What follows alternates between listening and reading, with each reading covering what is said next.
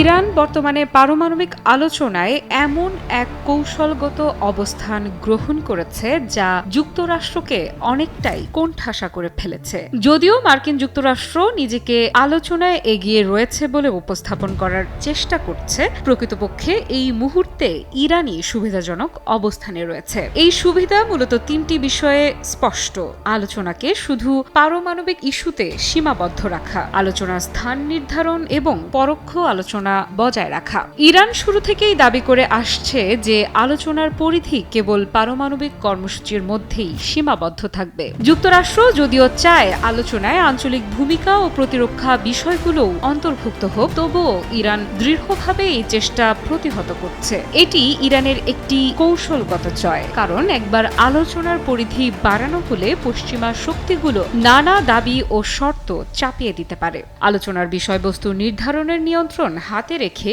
Iran নিজের নিরাপত্তা ও সার্বভৌমত্ব রক্ষার অবস্থান নিশ্চিত করেছে।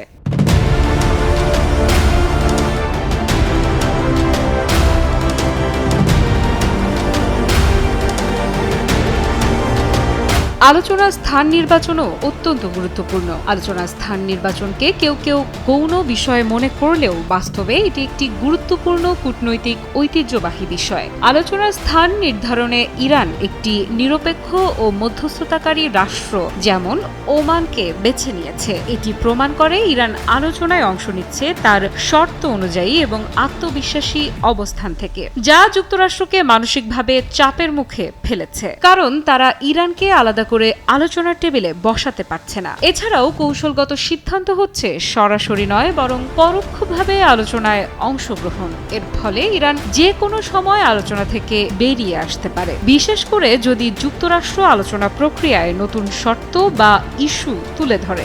একই সঙ্গে এটি রাজনৈতিকভাবে যুক্তরাষ্ট্রের ওপর চাপ সৃষ্টি করে, কারণ বিশ্ব সম্প্রদায়ের কাছে এটি প্রমাণিত হয় যে ইরান চাপের কাছে নতি স্বীকার করছে না। টানা সপ্তমবারের মতো বেস্ট টিস্যু পেপার ব্র্যান্ড হিসেবে স্বীকৃতি পেয়েছে বসুন্ধরা টিস্যু। এদিকে ডোনাল্ড ট্রাম্প এবং মার্কিন প্রশাসন চেষ্টা করছে ইরানকে মিডিয়ার মাধ্যমে প্রভাবিত করতে। ট্রাম্পের চিঠি, সামরিক হুমকি ও নতুন চুক্তির প্রস্তাব সবই একটি পরিকল্পিত মনস্তাত্ত্বিক কৌশল। তবে ইরান এই চাপে মাথা নত না করে বরং নিজেদের কূটনৈতিক অবস্থানকে আরও শক্তিশালী করছে। আলোচনার বিষয়ে ইরানের পররাষ্ট্র মন্ত্রণালয়ের মুখপাত্র ইসমাইল বাঘাই এক্স পোস্টে লেখেন, ইরানি আলোচক ইরানের সার্বভৌমত্ব ও জাতীয় স্বার্থ রক্ষায় সর্বোচ্চ সক্ষমতা কাজে লাগাতে দৃঢ় প্রতিজ্ঞ।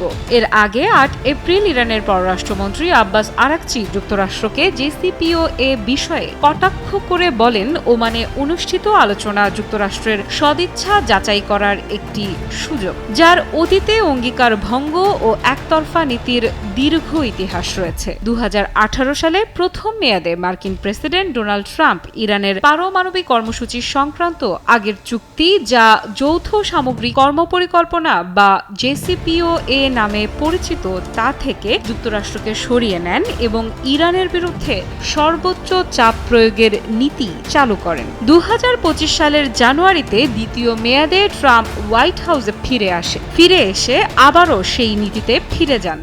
তবে এরপর থেকে তিনি জেসিপিও এর পরিবর্তে একটি নতুন চুক্তির ইঙ্গিত দিয়েছেন। পরবর্তীতে ট্রাম্প ইরানের সর্বোচ্চ নেতা আয়াতুল্লাহ আলী খামেনির কাছে একটি চিঠি পাঠান, যাতে তিনি নতুন চুক্তির জন্য আলোচনা করার অনুরোধ করেন এবং আলোচনায় রাজি না হলে সামরিক হুমকি দেন। এর জবাবে ইরান বলেছে তারা চাপ ও হুমকির মুখে যুক্তরাষ্ট্রের সঙ্গে সরাসরি আলোচনা করবে না, তবে পরোক্ষ আলোচনা একটি বিকল্প হিসেবেই রয়ে গেছে। ইরানের বর্তমান কৌশল বলছে তারা কোনো তাড়াহুড়া বা দুর্বল অবস্থান থেকে আলোচনায় যাচ্ছে না। তারা নিজেদের শর্তে, নিজেদের জায়গায় এবং নিজেদের নিয়ন্ত্রণে আলোচনা চালিয়ে যাচ্ছে। এই অবস্থানে থেকে ইরান কেবল আলোচনার অংশীদার নয় বরং আলোচনার নীতি নির্ধারক শক্তি হিসেবে আবির্ভূত হচ্ছে। এটি ইরানের জন্য কেবল তাৎক্ষণিক সাফল্য নয় বরং একটি দীর্ঘমেয়াদী কূটনৈতিক অর্জনের ইঙ্গিত।